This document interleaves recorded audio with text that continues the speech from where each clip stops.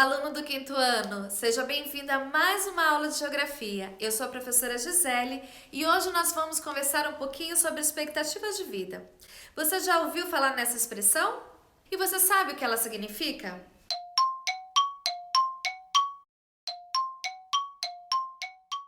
Bom, se sim, vamos relembrar, senão eu vou explicar. Expectativa de vida é a quantidade de média de anos que uma pessoa pode viver.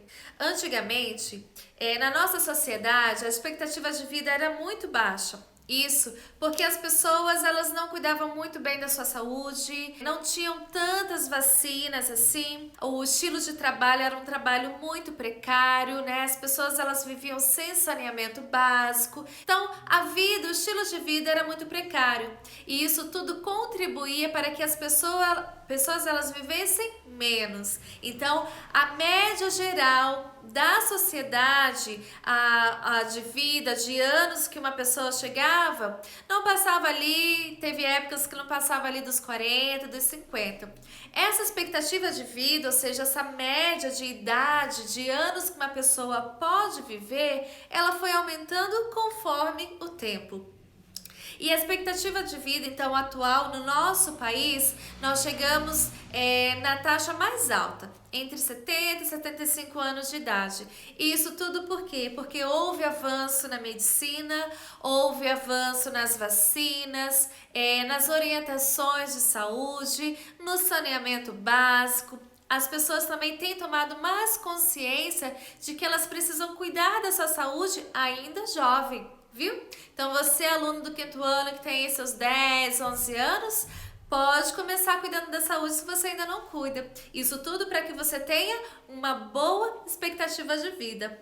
Agora você vai pegar a sua apostila de geografia, vai abrir comigo lá na página 115. Nós vamos, eu vou lhe auxiliar em algumas questões que estão ali.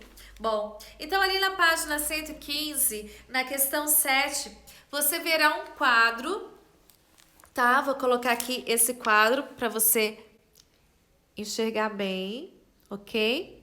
E nesse quadro, então, você vê ali um aumento, né, de idosos no Brasil. Então, olha aqui a gente tem uma faixa, né, de 2007, 2017 e 2027. Vocês percebam que essa linha ela está no crescente, né? E aqui embaixo, então, são os números de idosos que nós tínhamos em cada ano. O número que nós tínhamos em 2007, o número em 2017 e 2027. Esses números, eles são atualizados por uma pesquisa, tá? Pelo IBGE, que nós já falamos em aulas anteriores. Lembra da aula do censo, do recenseamento? Nós falamos sobre o IBGE, que é o órgão que estuda, que pesquisa, né, sobre a população de idosos, não só de idosos, né, mas sobre a população em geral. E essa pesquisa específica, então, é sobre idosos. Então, o que você pode perceber aqui nessa linha que eu mostrei para você? Então, você vai pensar lá na letra A. Ao comparar o número de idosos de 2007 a 2017, o que aconteceu? O número de idosos aumentou ou diminuiu? Se diminuiu em quantos? Se aumentou, aumentou em quantos? Faça a conta aí. Não é aula de matemática, mas você vai fazer a conta. Lembre-se que todas as matérias elas estão interligadas, tá? Letra B. Com base nesse resultado, qual a projeção então para 2027? Então você fez a conta aí, 2007 para 2017, quantos números de idosos subiram?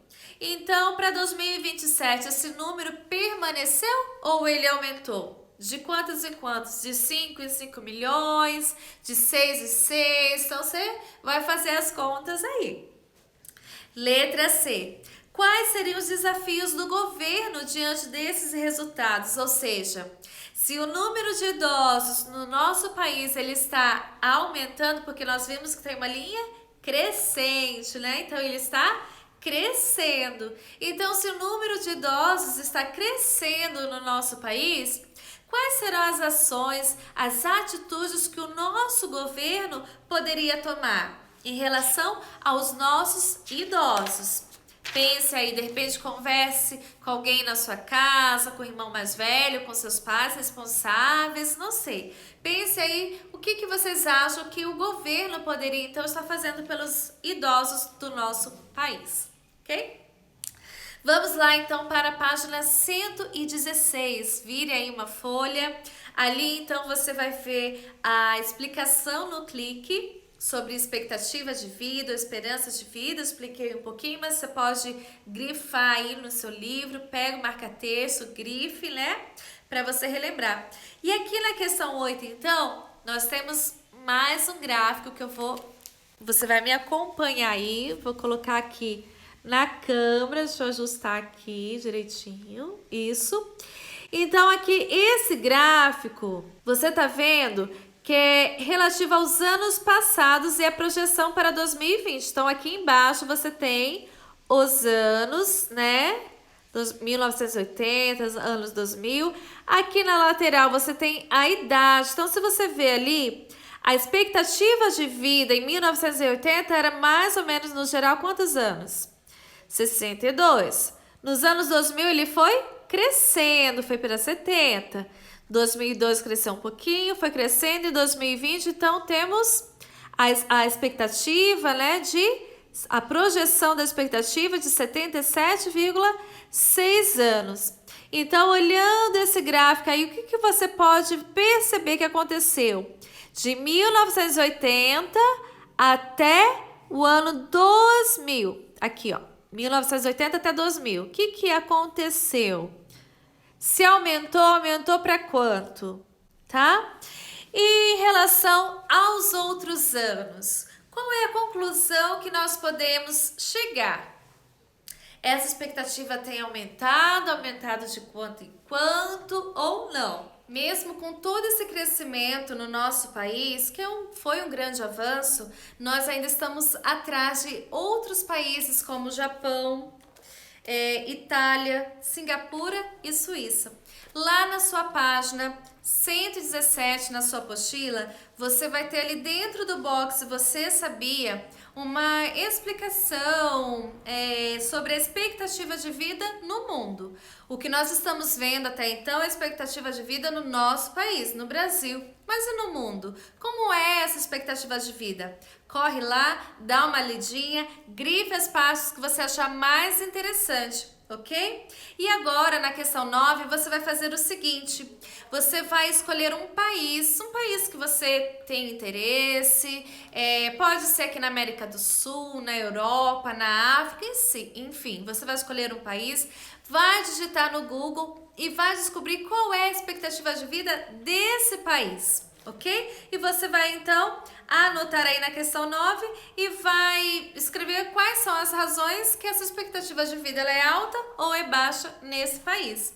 E na questão 10, você vai entrevistar um idoso. Esse idoso pode ser alguém da sua família, um vizinho. Você pode fazer via telefone mesmo, ok? Você vai relatar toda essa entrevista, então, na questão 10. Virando a página, na página 118, após ler os textos, após ouvir a minha explicação, você vai pensar o seguinte: de que forma os vícios ou os problemas sociais podem contribuir para que o tempo de vida de uma pessoa seja reduzido? Então vamos pensar, o que são vícios? Isso mesmo, são atitudes que prejudicam a nossa saúde, o nosso corpo.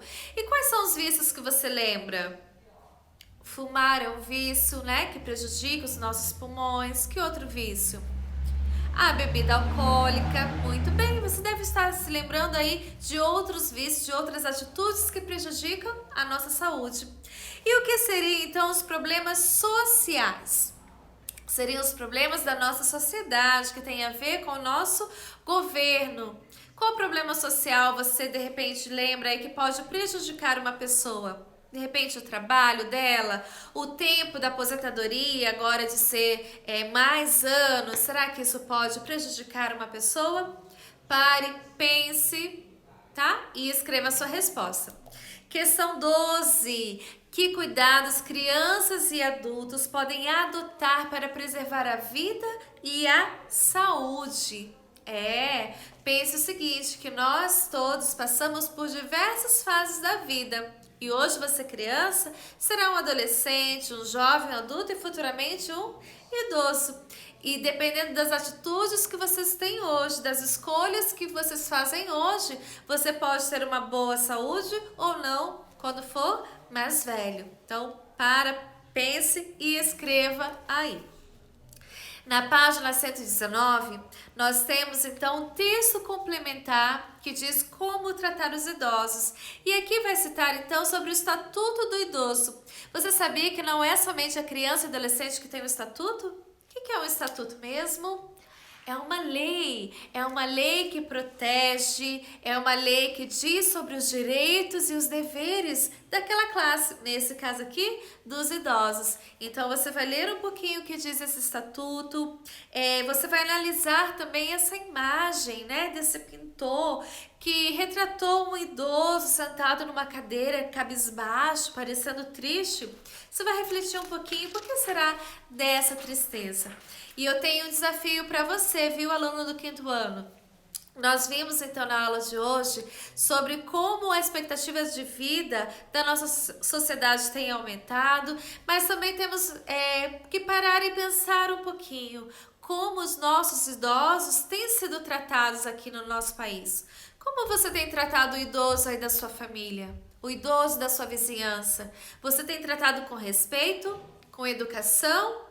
Tem dado os ouvidos a ele? Porque ele tem muito, muito a nos ensinar, pois ele já viveu por essa fase que você está vivendo, pela fase que eu estou vivendo, por isso ele tem muita experiência. E se você parar e ouvi-lo, você vai aprender muito com esse idoso. E eu tenho um desafio para você, viu? Você vai agora parar, pensar nesse idoso que você tem contato e você vai telefonar, enviar um WhatsApp, enfim, vai escolher um meio de comunicação para enviar uma mensagem bem bonita. Pode ser um texto que você criou ou cantar uma música se você gosta de cantar, enfim. Você vai tornar o dia desse idoso mais feliz e você vai relatar essa ação para a sua professora, tá bom, aluno? Conto com você e até mais. Tchau!